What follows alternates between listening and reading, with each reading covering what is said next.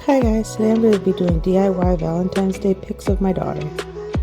Kids or family pictures can get really expensive, they can even go into the hundreds, so I always decide to try to do them myself.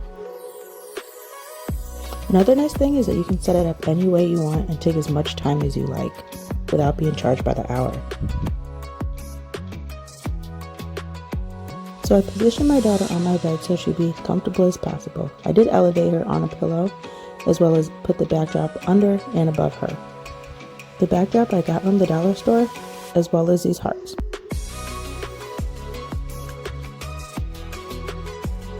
Next, I'm going to be using some rose petals I got from a grocery store. They were going bad, so they were on sale for $1.10.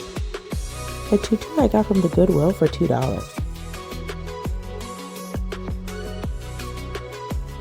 My daughter started getting fussy, so I decided to give her a bottle. And this is what I'm saying, it's really nice to do pictures on your own because you can do it in your own time and your own pace. If you were paying somebody to take these pictures, you just have a picture of a crying baby. Yes, those can be cute sometimes, but also it is nice to have pictures that do look nice. Here are some of the pictures that came out. I hope you like them.